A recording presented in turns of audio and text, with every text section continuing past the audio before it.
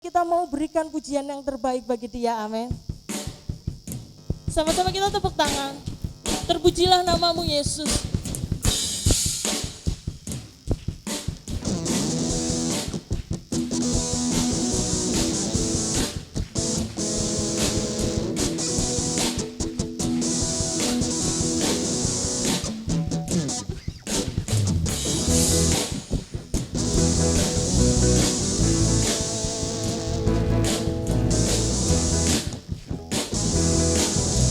Sama-sama katakan terpujilah namamu Tuhan. Terpujilah namamu Tuhan, kuat dan penuh kemuliaan. Satu suara kami nyatakan, kebesaran-Mu tetap selamanya. Terpujilah namamu Tuhan, terpujilah namamu Tuhan,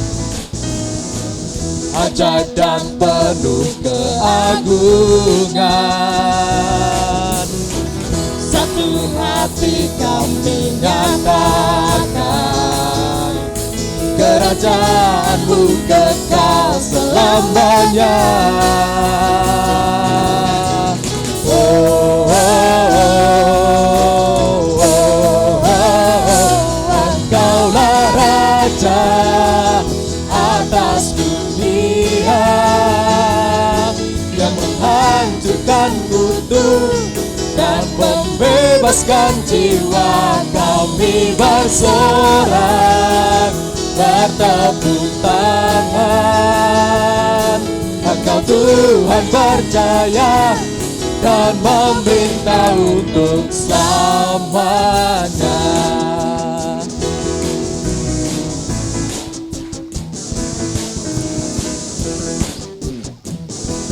Terpujilah namamu Yesus.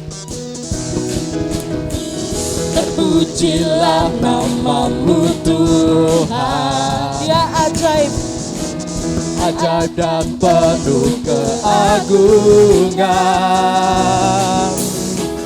Satu hati kami nyatakan, kerajaan-Mu kekal selamanya. Oh, oh, oh, oh. Engkaulah Raja atas dunia, yang menghancurkan kutuk dan membebaskan jiwa. Kami bersorak, bertepuk tangan. Engkau Tuhan berjaya dan memerintah untuk. Engkaulah Raja atas dunia, yang menghancurkan kutuk dan membebaskan jiwa. Engkaulah Raja atas dunia, yang menghancurkan kutuk dan membebaskan jiwa. Kami bersorak, bertepuk tangan. Engkau Tuhan percaya dan memerintah untuk selamanya.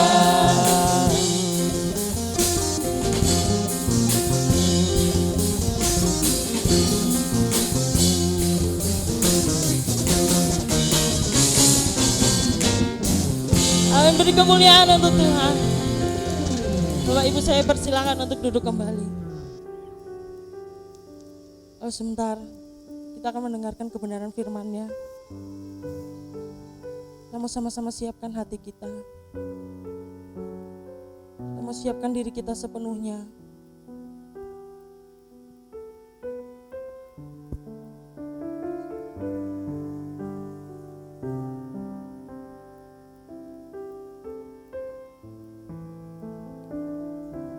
Kita mau sama-sama naikkan pujian kita.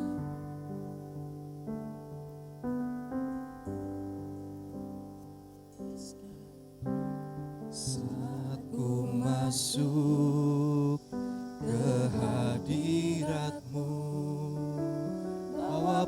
persembahan ke tempat kudus-Mu. Pujian ku naikkan, sembahku berikan bagi-Mu Allah yang mulia. Kau layakkan ku menghampiri-Mu, melihat tata kemuliaan-Mu Tuhan.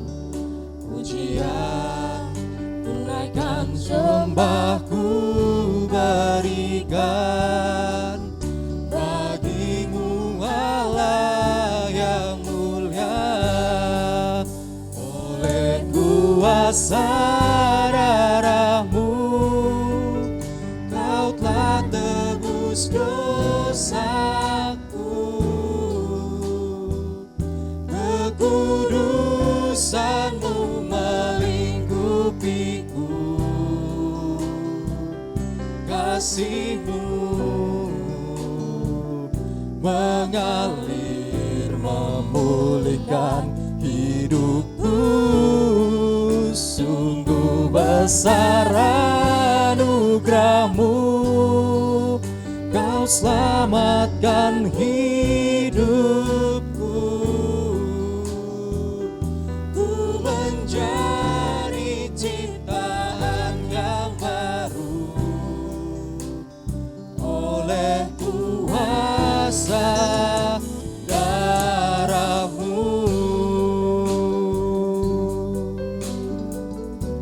Mari kita sama-sama menaikkan pujian kita. Saat ku masuk ke hadirat-Mu, bawa persembahan ke tempat kudus-Mu. Pujian ku naikkan, sembahku berikan bagi-Mu Allah yang mulia. Kau yang layakkan kami Tuhan. Kau layakkanku menghampiri-Mu, melihat tata kemuliaan-Mu Tuhan. Pujian ku naikkan, sembahku berikan bagi-Mu Allah yang mulia. Oleh kuasa darah-Mu Kau telah tebus dosaku, kekudusan-Mu melingkupiku, kasih-Mu mengalir memulihkan hidupku. Sungguh besar anugerah-Mu, Kau selamatkan hidupku. Ku menjadi ciptaan yang baru oleh kuasa Mari Bapak Ibu saya undang untuk bangkit berdiri. Kita mau naik. oleh kuasa darah-Mu Kau telah tebus dosaku, kekudusan-Mu melingkupiku, Kasih-Mu Yesus kasih-Mu yang memulihkan setiap kehidupan kami Bapa. mengalir memulihkan hidupku. Sungguh besar anugerah-Mu, Kau selamatkan hidupku. Ku menjadi ciptaan yang baru oleh kuasa kuasa darahmu Yesus. Oleh kuasa darahmu Kau telah tebus dosaku. Kekudusanmu melingkupiku, kasihmu mengalir memulihkan hidupku. Sungguh besar anugerahmu, Kau selamatkan hidupku. Ku menjadi ciptaan yang baru oleh kuasa darahmu.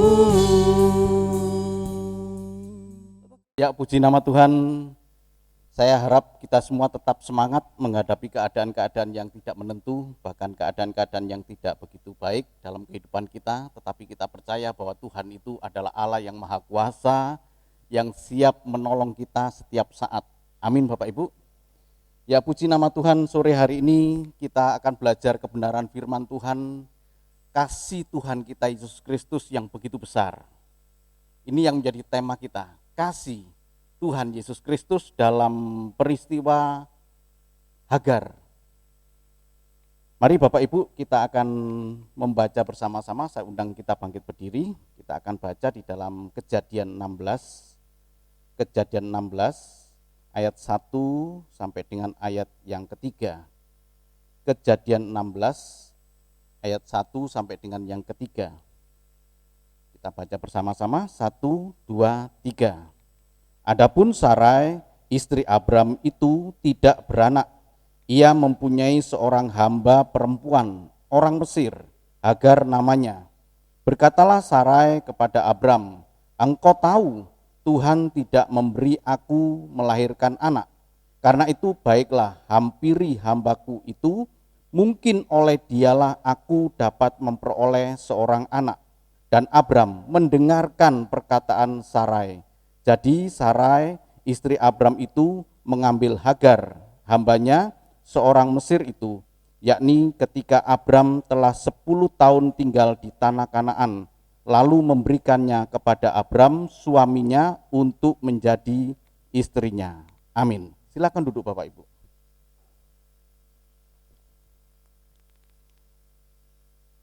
Apa kaitannya dengan kasih Tuhan kita Yesus Kristus? Nah Bapak Ibu dan Saudaraku, kita coba lihat latar belakang terlebih dulu bahwa Sarai itu menjadikan Hagar sebagai istri Abram didasarkan pada tradisi. Jadi didasarkan pada tradisi bahwa untuk mendapatkan anak, kalau dia tidak punya anak maka sah, hukumnya sah Bapak Ibu. Itu dianggap sebagai anak kandung. Ya, dianggap sebagai anak kandung ya. Jadi ini dianggap sah dari seorang hamba atau budak yang dipunyai dan itu sah sebagai anak kandungnya. Demikianlah Sarai menafsirkan janji Tuhan bahwa dari keturunanmu lah aku akan memberkati dan menjadikan engkau bangsa yang besar untuk menjadi berkat bagi banyak bangsa. Nah Bapak Ibu dan Saudaraku, kalau kita melihat di dalam Kejadian 15 ayat yang keempat, itu adalah kegalauan, kerisauan dari hati Abram. Sebelum dia mendengarkan, hatinya memang tidak tenang. Padahal Allah itu berjanji berulang-ulang. Dalam Kejadian 12 itu diulang lagi janji Tuhan, terus begitu diulang-ulang. Tapi kemudian ditafsirkan janji Tuhan itu, oh ini toh mungkin begini. Yang dimaksud dengan janji Tuhan, saya akan memperoleh keturunan yang banyak itu ternyata bukan dari Sarai, tapi dari orang lain. Tidak apa-apa, itu tradisi kok, tradisi yang dianggap sah. Dia punya pola pikir yang begitu, bukan pola pikirnya Allah. Apa yang menarik pelajaran bagi kita sampai dengan saat ini Bapak Ibu? Janji Tuhan tidak pernah diingkari. Janji Tuhan itu ya dan amin. Kadang kita pakai pola pikir, ini loh pertolongan Tuhan, datangnya dari sini, datangnya dari sini. Padahal kalau kita menyerahkan hidup kita seluruhnya kepada Tuhan dengan benar, maka pertolongan Tuhan itu tidak dapat kita duga, Bapak Ibu. Ayat 4 dari Kejadian 15, ini pola pikir Abram yang karena dia merasakan kegalauan tadi saya katakan ya. Ayat 4 dikatakan, tetapi datanglah firman Tuhan kepadanya demikian, orang ini tidak akan menjadi ahli warismu, melainkan anak kandungmu dialah yang akan menjadi ahli warismu. Pertama dia pikir bahwa yang akan menjadi ahli waris seluruh kekayaannya bukan hubungan antara keturunan ya, bukan keturunan yang nanti diberkati, tapi dia akan meninggal, Abram akan meninggal, saya sudah tua. Kalau Bapak Ibu baca pada ayat yang ke-2 dan ke-3, saya ini sudah tua, sebentar lagi mati. Siapa yang akan mewarisi harta kekayaanku ini? Karena dia orang kaya. Dan kemudian dia punya pikir, dia punya hamba lagi. Bukan Sarai ya, dia punya hamba yang setia yang bernama Eliezer. Ini yang akan mewarisi kekayaanku, ahli warisku ini. Aku enggak punya anak. Tapi Tuhan kemudian berkata, tetapi datanglah firman Tuhan kepada bukan orang ini, anak kandungmu. Tetap Tuhan mengatakan anak kandungmu. Nah, Bapak Ibu dan Saudaraku, di dalam keadaan yang tidak tenang, jangan coba-coba mengambil satu keputusan. Firman Tuhan berkata, jadilah engkau tenang sehingga engkau dapat berdoa. Artinya begini, kalau kita tenang, kita berdoa, maka kita mudah sekali untuk mendengarkan suara Tuhan. Tapi kalau kita dalam keadaan yang tidak tenang, gelisah, maka bukan suara Tuhan, pikiran kita yang akan mempengaruhi keputusan itu. Sama seperti ini. Abraham dan Sarai tidak dalam keadaan tenang. Sehingga apa Bapak Ibu? Tadi firman Tuhan berkata, Abram mendengarkan suara perkataan Sarai. Karena dia pikir dari hambanya yang bernama Hagar inilah dia punya anak kandung yang dianggap sah menurut tradisi pada waktu itu. Kesalahan inilah yang Bapak Ibu bisa lihat sampai dengan sekarang ini Bapak Ibu. Akibat kesalahan mengambil keputusan dari seorang yang bernama Abram dan Sarai. Bisa lihat kan? Konflik, peperangan terjadi sampai dengan sekarang. Antara Ishak dan kaum Ismail terus terjadi. Karena firman Tuhan katakan begitu Hagar ini mengandung dan kemudian Tuhan berkata, engkau akan melahirkan seorang anak laki-laki yang bernama Ismail, engkau berikan nama Ismail. Tingkah lakunya seperti apa? Keledai liar. Bapak, Ibu dan Saudaraku, mana kasih Tuhan? Mari kita coba lihat. Kita tidak bisa memungkiri kasih Tuhan kepada Hagar.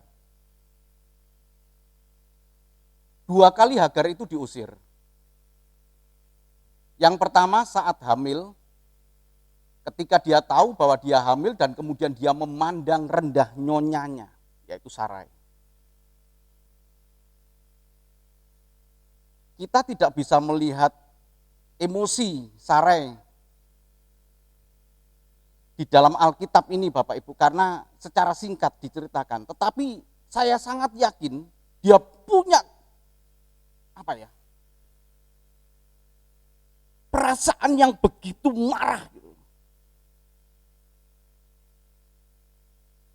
Waktu itu seorang perempuan yang tidak bisa hamil, konsepnya itu dikutuk oleh Tuhan. Sama seperti Elisabeth, sama seperti waktu kelahiran Tuhan Yesus kan, Elisabeth itu saudaranya, dari Maria. Sama seperti itu konsepnya. Jadi perasaan yang tertekan, sudah perasaan yang tertekan, sekarang ditambah lagi dengan hinaan. Ayat yang ke-6 berkata, ini ketika dia tahu hamil ya, ayat 5 kemudian dia tahu hamil, kemudian penghinaan itu disampaikan, memandang rendah. Hagar itu kemudian memandang rendah nyonyanya. Ayat yang ke-6, kata Abram kepada Sarai, hambamu itu di bawah kekuasaanmu, perbuatlah kepadanya apa yang kau pandang baik. Lalu Sarai menindas Hagar sehingga ia lari meninggalkannya. Siapa yang nyuruh? Siapa yang memberikan Hagar kepada Abram? Bukankah Sarai? Sekarang begitu tujuan dia tercapai, Hagar itu hamil, mestinya dia senang. Tetapi menjadi satu keadaan yang berbalik ketika dia marah. Kenapa marah? Karena sikap Hagar kepada tuannya, nyonyanya. Sini kita lihat, diusir dia. Yang kedua, pengusiran yang kedua ini setelah lahir ya. Saat perjamuan sapi. Sapi ini adalah disapih. Itu ketika Ishak lahir. Jadi ketika Ishak lahir itu umur 2 tahun. Dalam Kejadian 21 ayat 8 sampai dengan yang ke-9 itu penyapian anak itu diadakan perjamuan besar. Pada waktu perjamuan besar itulah kemudian Ismail bermain. Alkitab mengatakan bermain. Bahasa aslinya itu meledek. Meledek, bahasa aslinya itu kalau diterjemahkan meledek, menghina. Kalau hanya sekedar bermain tentu tidak menimbulkan kemarahan. Tapi meledek. Nah kemudian, dalam bahasa Inggrisnya itu mocking, itu menghina, ya menghina. Selisihnya antara Ishak dengan Ismail, jadi pada waktu sapian ini, ya itu 2 tahun, umur 2 tahun itu disapih, itu Ismail itu berumur 16 tahun, jadi selisihnya sekitar 14 tahun. Selisihnya, Bapak Ibu bisa cek di dalam Kejadian 16 ayat 16, kemudian Kejadian 21 ayat 5, itu tentang hitung-hitungan umur. Nah kalau tadi nanti dikatakan bahwa ketika diusir itu kemudian dipanggul, itu bukan Ismailnya yang dipanggul, tetapi bekal-bekalnya yang dipanggul. Jadi jangan sampai salah ya di dalam membaca Alkitab. Nah mari Bapak Ibu dan Saudaraku kita akan coba melihat bagaimana kasih Tuhan Yesus itu kepada Hagar. Ini saya pribadi Bapak Ibu belum pernah mempelajari hal ini, belum pernah juga mendengar. Tapi begini, kasih Tuhan. Jadi kasih Tuhan Yesus, yang pertama ya ada 2 bagian kasih Tuhan Yesus yang dinyatakan kepada Hagar. Kasih Tuhan Yesus, jangan punya pemikiran bahwa kasih Tuhan Yesus itu baru ada dalam perjanjian baru.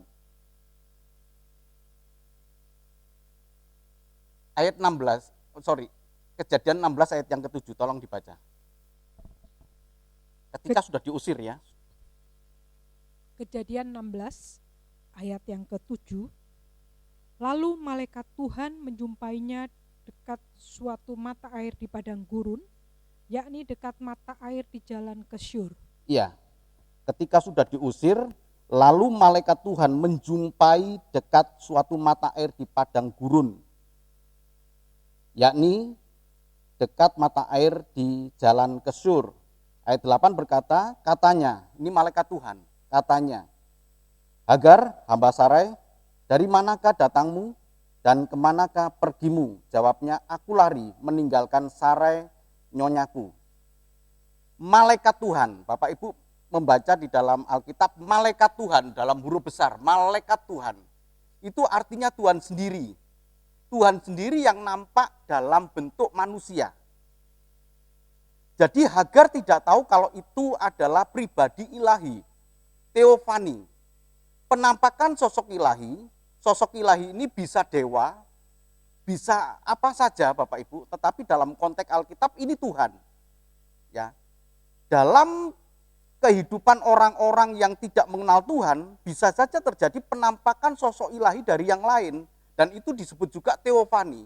Jadi teofani ini adalah penampakan sosok ilahi kepada manusia. Kalau dalam hal ini, karena kita belajar Alkitab, maka sosok ilahi itu adalah Tuhan sendiri yang menampakkan diri kepada manusia. Allah Bapa tidak mungkin, Bapak Ibu. Allah Bapa tidak mungkin menampakkan diri. Allah Roh Kudus tidak mungkin menampakkan diri, karena keduanya ini tidak berpotensi untuk mengenakan tubuh. Ya.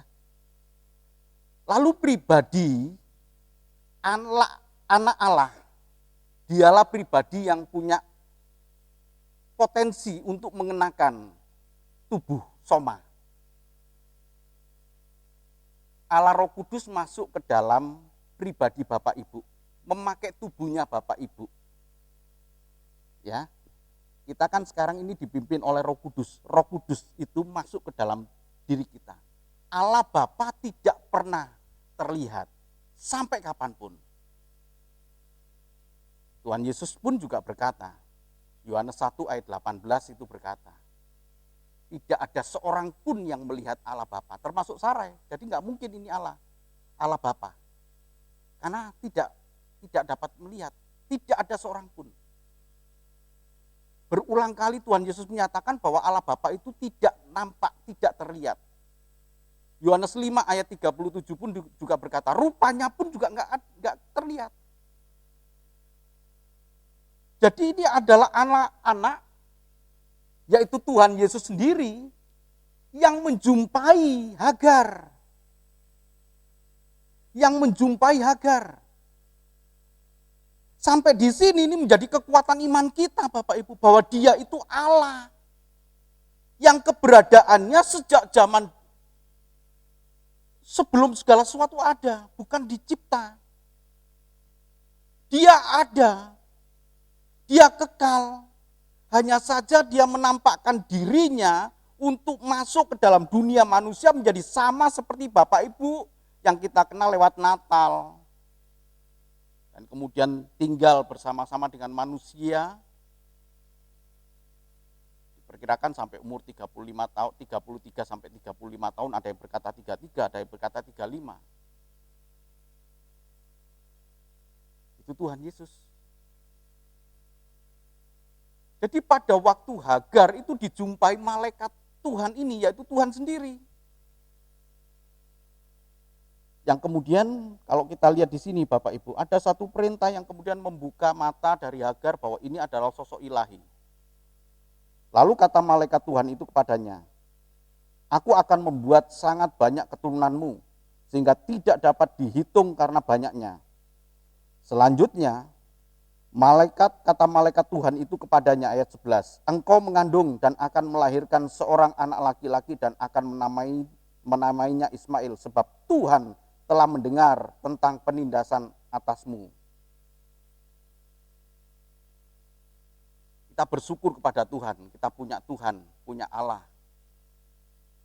Allah Bapa, Allah Anak, dan Allah Roh Kudus, yang ketiganya adalah satu. Dan kita memiliki Tuhan Yesus, Allah Anak yang mengosongkan dirinya dan mengambil rupa menjadi manusia sama seperti kita. Karena Dia sama seperti kita, Dia menghadapi pencobaan yang sama seperti kita. Itulah sebabnya Dia sanggup menolong kita. Adakah Allah yang seperti ini Bapak Ibu? Tidak ada. Jadi kalau Bapak Ibu menerima Dia sebagai Allah, itu karena anugerah. Gak masuk di akal, bagaimana mungkin Allah menjadi sama seperti kita. Bagaimana mungkin? Tapi kalau kita belajar di sini, Dia sudah menampakkan diri kok. Tadi pagi saya menyampaikan firman Tuhan, Dia menampakkan diri kepada Adam pada waktu Adam jatuh dalam dosa. Itu bukan Allah Bapa. Yang kemudian Dia berjalan dan kemudian bertanya, Adam, di manakah engkau? Allah Anak, Tuhan Yesus, yang menyapa Adam dan Hawa untuk mengingatkan engkau sudah jatuh dalam dosa. Kembalilah, engkau sudah jatuh dalam dosa. Sekarang kita coba lihat, ini kasih Tuhan. Pada waktu kesusahan Hagar, karena dia diusir, dia ada di padang gurun, tiba-tiba ada malaikat Tuhan yang datang kepada dia dan kemudian menyapa dengan demikian lembutnya dengan berkata, dari manakah datangmu dan kemana engkau mau pergi? Tentu Hagar tidak tahu kalau ini sosok ilahi, sehingga dianggap sebagai satu percakapan biasa. Tuhan melawat kita pada waktu keadaan yang tidak baik sekalipun, Tuhan melawat kita. Amin Bapak Ibu. Dia Tuhan yang hidup. Dia Tuhan yang hebat. Dia Tuhan yang penuh dengan kasih. Dia lawat Hagar ketika dalam keadaan, tentu dalam keadaan yang tidak baik, di padang gurun, diusir dari nyonyanya, dia hanya berdua dengan anaknya. Siapa yang peduli? Ternyata ada malaikat Tuhan, Tuhan Yesus peduli kepada dia. Ayat 7, Tuhan Yesus menjumpai dalam kesusahan. Kalau Bapak Ibu baca dari ayat 6 sampai dengan ayat 13, bagaimana malaikat Tuhan itu memberikan kesejukan, memberikan ketenangan ketika dalam kesusahan, dalam keadaan tertekan Hagar ini. Nggak tahu harus pergi kemana.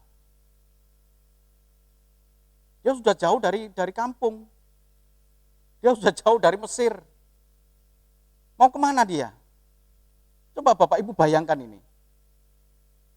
Ini kan Abram dan Sarai tinggal di Kanaan. Mau kemana? Diusir mau kemana? Ke Mesir jauh. Firman Tuhan tadi berkata dia orang Mesir. Tapi kita melihat kasih Tuhan kita Yesus Kristus. Amin Bapak Ibu. Kasihnya tidak pernah berubah. Dulu, sekarang, sampai selama-lamanya. Saya berbicara tentang kasih ya pada saat ini ya. Tidak berbicara tentang kegeraman, tidak berbicara tentang kecemburuan Tuhan, tidak berbicara tentang murka. Walaupun keduanya itu yaitu antara kasih dan murka itu tidak pernah berubah. Dulu sekarang tidak pernah berubah. Tapi kalau kita belajar tentang kasih Tuhan dulu dinyatakan kepada Hagar tidak akan pernah berubah. Sampai sekarang pun Tuhan Yesus punya kasih kepada Bapak Ibu ketika dalam kesusahan Tuhan tahu, Tuhan mengunjungi. Tuhan tahu. Tuhan tidak tinggal diam. Kita lihat di sini, menjumpai Hagar. Sehingga apa? Hagar tahu dan menyebut kemudian dia El Roi. Coba dibaca ayat 13. Kejadian 11 ayat yang ke-13. Kemudian Hagar menamakan Tuhan yang telah berfirman kepadanya itu dengan sebutan, Engkaulah El Roi, sebab katanya, bukankah di sini kulihat dia yang telah melihat aku? Tadi percakapan biasa di awalnya Bapak Ibu. Dari mana datangmu? Mau kemana engkau pergi? Dianggapnya orang yang dia jumpai di padang gurun saja. Tapi kemudian terbuka matanya dan dia berkata ini Tuhan. Kemudian Hagar menamakan Tuhan yang telah berfirman itu dengan El Roi. Apa itu El Roi Bapak Ibu? El Roi itu artinya Tuhan adalah gembalaku. Sekalipun tidak dicatat di dalam Kejadian 16 ini bagaimana pemeliharaan Tuhan kepada Hagar, tapi yang jelas Hagar itu menyebut dia El Roi, artinya apa? Selama dia ada di padang gurun, dia itu dipelihara oleh El Roi ini.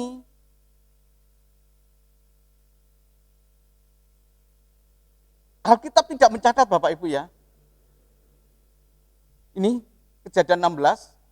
Tapi saya mengatakan begini, sampai Hagar itu berkata ini El Roi, tentunya punya alasan karena dia sudah dipelihara selama ada di padang gurun. Dan tidak mungkin dia menyebut sebutan El Roi tanpa alasan kalau dia tidak mengalami pemeliharaan Tuhan. Jadi Tuhan itu gembala. El Roy itu Tuhan itu gembala. Sama seperti siapa Bapak Ibu? Sama seperti Daud. El Roy Tuhan adalah gembala. Itu adalah bentuk pemeliharaan Allah kepada Hagar. Dan dia berkata, dia yang telah melihat aku. Dia yang telah melihat aku. Dia telah melihat aku. Bukan hanya melihat. Kata El Roy itu kan gembala. Seperti Daud berkata, pemeliharaan Tuhan itu sama seperti Daud. Tuhan adalah gembalaku, takkan kekurangan aku. Dia membaringkan aku di padang rumput yang berhijau, ya, berumput hijau. Dia menyegarkan jiwaku. Jadi kalau kita lihat sama ini pemeliharaannya. Apa yang dirasakan Daud? Itu yang dirasakan Hagar. Pemeliharaan Allah lewat anaknya, yaitu anak Allah, yaitu Tuhan Yesus Kristus terhadap Hagar sempurna. Jadi Bapak Ibu dan Saudaraku yang kasih Tuhan, sekalipun kita berada seperti Hagar ya di padang gurun, jangan tinggalkan Tuhan. Amin. Tuhan memelihara kita sempurna Bapak Ibu. Pemeliharaan Tuhan sempurna. Jangan biarkan kekecewaan itu yang menguasai kita. Ada anak-anak Tuhan yang ketika dalam keadaan kesukaran itu, waduh kecewa. Semakin jauh dari Tuhan, semakin kita tidak bisa menikmati pemeliharaan Tuhan.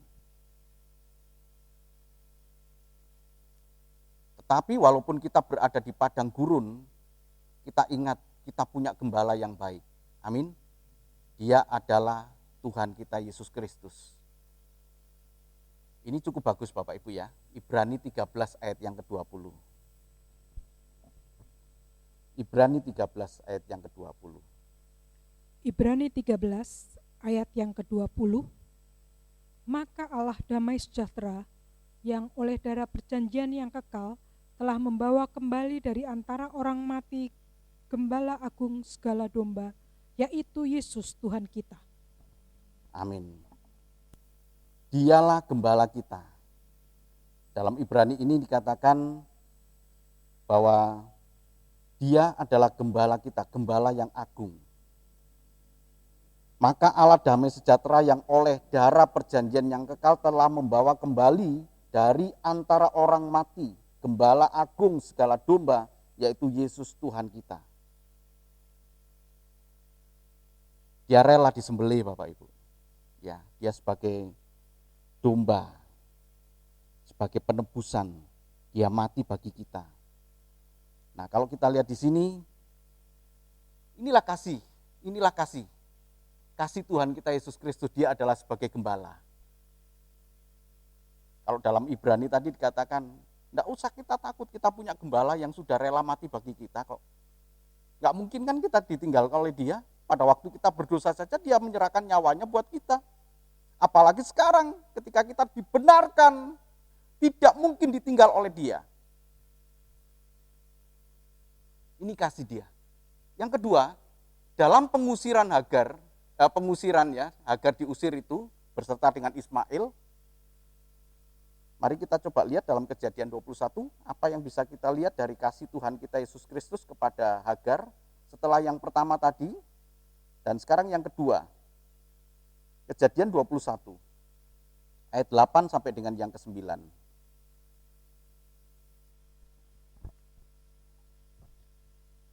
Kejadian 21 ayat 8 sampai dengan 9. Bertambah besarlah anak itu dan ia disapi. Lalu Abraham mengadakan perjamuan besar pada hari Ishak disapi itu. Pada waktu itu Sarah melihat bahwa anak yang dilahirkan Hagar, perempuan Mesir itu bagi Abraham, sedang main dengan Ishak anaknya sendiri. Ayat 10. Berkatalah Sarah kepada Abraham, usirlah hamba perempuan itu beserta anaknya, sebab anak hamba ini tidak akan menjadi ahli waris bersama-sama dengan anakku Ishak. Amin. Sekarang kan berubah kan pola pikirnya kan. Kalau tadi Bapak Ibu lihat kan, pertama yang mewarisi harta kekayaanku adalah hambaku Eliezer. Dan Tuhan berkata, enggak, bukan. Dan kemudian kesalahan diambil, keputusan diambil oleh Abram dan Sarai dengan memberikan Hagar sebagai istri Abram dan untuk melahirkan. Karena melahirkan kemudian diambil anak sebagai anak kandung. Dan dia berpikir Tuhan memberi anak kandung dari sini. Dan ternyata enggak. Janji Tuhan harus tetap terpenuhi. Dan firman Tuhan berkata demikian. Usirlah hamba perempuan itu. Ini kan Sarah yang tadi berkata. Bukan dia menjadi ahli waris. Dia sekarang tahu. Terbuka, melihat janji Tuhan yang tergenapi. Nah Bapak Ibu dan Saudaraku memang butuh proses, kadang-kadang kita diproses oleh Tuhan lewat kesalahan-kesalahan kita sampai kita kemudian iya ya saya salah dan ternyata kebenaran sekarang terungkap. Sama seperti itu Sarah. Kalau dulu namanya Sarai, sekarang Sarah ditulis. Karena diberkati oleh Tuhan Yesus ketika dalam pertemuan, engkau bukan bernama Sarah. Nah sedang bermain dalam bahasa aslinya itu piel. Artinya mengolok-ngolok, mentertawakan. New King James Version berkata mocking di sini, mengejek sampai akhirnya menimbulkan kemarahan. Anaknya diejek dan kemudian diusir dia. Apa yang terjadi? Kasih Tuhan kepada Hagar. Ayat 17 berkata, coba dibaca. Kejadian 21 ayat 17. Kejadian 21 ayat yang ke-17. Allah mendengar suara anak itu, lalu malaikat Allah berseru dari langit kepada Hagar, katanya kepadanya, apakah yang kau susahkan Hagar? Janganlah takut, sebab Allah telah mendengar suara anak itu dari tempat ia terbaring. Amin. Allah mendengar suara anak itu, lalu malaikat Allah berseru dari langit, ya dari langit kepada Hagar, katanya kepadanya, apakah yang engkau susahkan Hagar? Allah Elohim ya, itu mendengar sesuai dengan arti Ismail. Ismail, El ini, El dari belakang kata Ismail, nama Ismail, El itu artinya Tuhan. Ismail, jadi itu artinya Allah mendengar. Sesuai dengan nama itu, Allah mendengar keluh kesah, kesusahan di sini. Malaikat Tuhan itu Allah sendiri. Yang unik siapa? Allah sendiri itu. Malaikat Tuhan yang berkata, tidak mungkin Allah Bapa disebut malaikat Allah. Bapak Ibu kalau belajar dengan jeli, ini kan kata pertama ya, malaikat Allah. Pada waktu penampakan pada pengusiran yang pertama disebut apa Mbak Vera? Malaikat Tuhan. Teofani malaikat Tuhan, bukan malaikat Allah. Jadi Allah Bapa tidak mungkin disebut malaikat Allah. Roh Kudus tidak mungkin disebut malaikat Allah. Jadi anak Allah itulah yang kemudian disebut sebagai malaikat Tuhan pada waktu teofani atau malaikat Allah. Dia tidak menjumpai secara khusus, secara jasmani datang dan bertemu seperti pertemuan pertama. Sekarang dia dari langit, dia berseru. Kasih Tuhan kita Yesus Kristus. Amin Bapak Ibu. Luar biasa ya. Kita punya kebanggaan yang besar kepada dia. Tuhan kita Yesus Kristus yang ditolak oleh banyak orang tetapi kita menerimanya sebagai Tuhan dan Juru Selamat sebagai Allah dalam kehidupan kita. Kasih Tuhan begini, apa yang kau susahkan? Beberapa perhatian, berapa kasih yang Tuhan nyatakan kepada Hagar dari langit. Apa yang kau susahkan? Malaikat Allah itu yaitu anak Allah itu, Tuhan Yesus sendiri itu ingin berkata-kata, ayo ngomong, apa susahmu?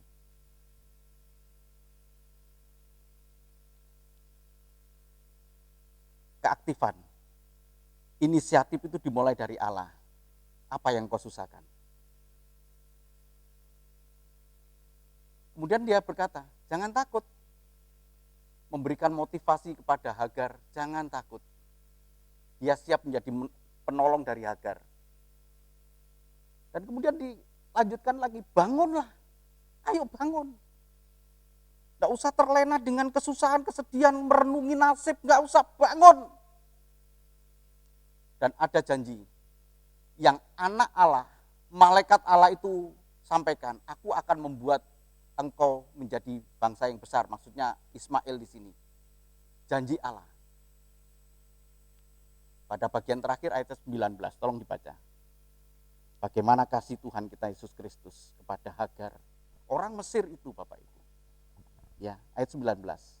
Kejadian 21 ayat yang ke-19. Lalu Allah membuka mata Hagar sehingga ia melihat sebuah sumur. Ia pergi mengisi kirbatnya dengan air, kemudian diberinya anak itu minum. Ayat 20. Ayat 20. Allah menyertai anak itu sehingga ia bertambah besar. Ia menetap di padang gurun dan menjadi seorang pemanah. Penyertaan Tuhan. Kadang berkat itu ada. Berkat itu ada Bapak Ibu. Tapi tidak bisa dilihat oleh Hagar. Kenapa? Karena sudah dilingkupi dengan kesusahan. Tapi begitu Tuhan melawat dan kemudian Tuhan membuka matanya, ada sumur. Apakah sumur tadi enggak ada?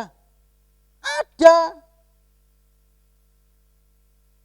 Tapi karena sudah merenungi nasib, sudah tidak punya daya, sudah putus asa, maka tidak bisa melihat berkat Tuhan yang sudah di depan mata. Bapak, Ibu, dan saudaraku, malaikat Tuhan, malaikat Allah, malaikat Tuhan menjumpai Hagar. Malaikat Allah berbicara dari surga dan berkata, apa kesusahanmu? Jangan takut. Bangunlah. Dan kemudian dia tutup dengan janjinya. Kalau janji malaikat Allah itu kepada Hagar dan anaknya, aku akan membuat engkau menjadi bangsa yang besar. Tentu berbeda dengan janjinya kepada kita. Aku akan menyertai engkau. Aku akan memberkati engkau. Tidak hanya sampai di situ, tapi Tuhan berjanji kepada kita untuk memberkati kita supaya kita menjadi berkat bagi banyak orang. Tuhan memberkati. Amin. Mari Bapak Ibu kita bangkit berdiri. Saya memberikan beberapa waktu pada Bapak Ibu untuk berdoa pribadi lepas pribadi.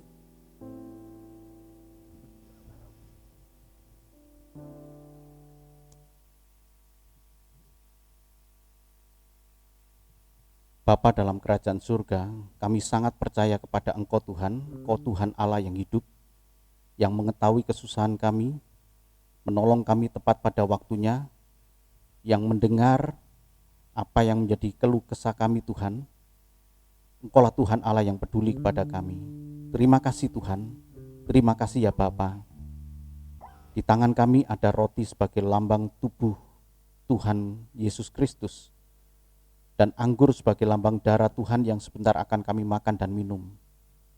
Ampunilah segala dosa dan pelanggaran kami Tuhan, layakkan kami untuk bersekutu dengan tubuh dan darah Tuhan ini, yang mendatangkan pemulihan, yang mendatangkan kesembuhan, yang mendatangkan kekuatan bagi kami, dan mengingatkan kepada kami bahwa kami punya Tuhan yang rela mati bagi kami, menebus dosa kami, dan memberikan kepada kami kehidupan yang penuh dengan pengharapan. Terima kasih Tuhan, terima kasih. Dan inilah kebenaran firman Tuhan, bahwa Tuhan Yesus pada malam waktu ia diserahkan mengambil roti, dan sudah itu ia mengucap syukur atasnya. Ia memecah-mecahkannya dan berkata, inilah tubuhku yang diserahkan bagi kamu, perbuatlah ini menjadi peringatan akan aku. Mari kita angkat roti dengan tangan kanan lebih tinggi dari kepala kita, hormat akan tubuh Tuhan. Bukankah roti yang kita pecah-pecahkan adalah persekutuan dengan tubuh Kristus? Dalam nama Tuhan Yesus, kita makan tubuh Tuhan.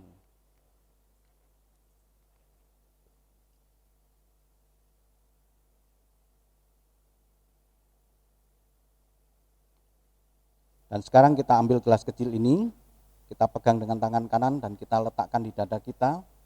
Kita merasakan kasih Tuhan yang begitu besar dalam hidup kita. Demikian juga ia mengambil cawan, sudah makan, lalu berkata, cawan ini adalah perjanjian baru yang dimeteraikan oleh darahku. Perbuatlah ini setiap kali kamu meminumnya menjadi peringatan akan aku. Mari kita angkat gelas kecil ini lebih tinggi dari kepala kita, hormat akan darah Kristus. Bukankah cawan pengucapan syukur?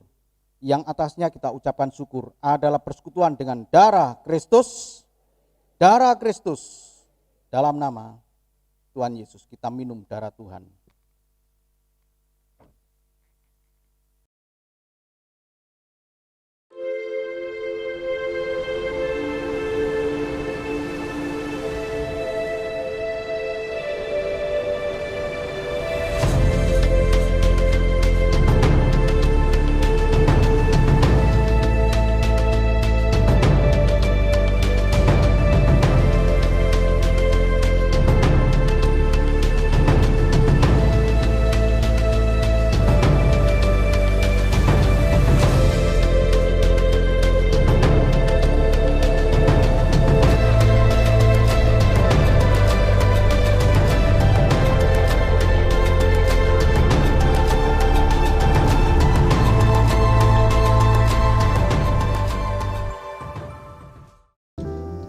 Kami bersyukur kepada Engkau ya Bapa, Allah yang baik. Engkau memberikan kesempatan kepada kami untuk beribadah, menaikkan pujian pengagungan bagi Engkau Tuhan, dan menikmati bait-Mu, menikmati firman-Mu Tuhan. Sebentar kami akan kami pulang dengan sukacita. Bapak, Ibu, dan saudaraku yang kasih Tuhan, terimalah berkat dan anugerah dari Allah Bapa di surga, kasih dan cinta Tuhan kita Yesus Kristus, anaknya yang tunggal, dan penghiburan kekuatan dari kuasa Roh Kudus menyertai kita mulai saat ini, esok, bahkan sampai Maranatha Tuhan Yesus datang kembali menjemput kita. Terima kasih ya Tuhan. Terima kasih, Engkau Allah yang besar, Engkau Allah yang mengasihi kami, Engkau juga Allah yang memberkati kami, Engkau Allah yang menyinari kami dengan wajah-Mu Tuhan dan memberikan kepada kami kasih karunia. Engkau Allah yang menghadapkan wajah-Mu kepada kami Tuhan dan memberikan damai sejahtera.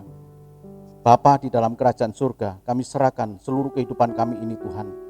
Baik rumah tangga kami, baik usaha pekerjaan kami, baik keluarga besar kami Tuhan, dimanapun berada, kami serahkan sepenuhnya ke dalam kuasa Engkau. Perlindungan-Mu sempurna Tuhan. Engkau adalah Tuhan, El Roy, Allah, Gembala kami, yang memelihara secara sempurna kehidupan kami. Terima kasih ya Bapa. Engkau memberkati hamba-hamba-Mu, para pelayan Tuhan yang ambil bagian dalam ibadah, baik pagi maupun sore. Engkau memberkati mereka. Damai sejahtera Kau limpahkan dalam kehidupan mereka. Terima kasih ya Tuhan, terima kasih. Segala puji syukur hormat bagi-Mu. Di dalam nama Tuhan kami Yesus Kristus, kami sudah berdoa dan mengucap syukur. Semua yang percaya mengatakan, amin. Tuhan Yesus memberkati.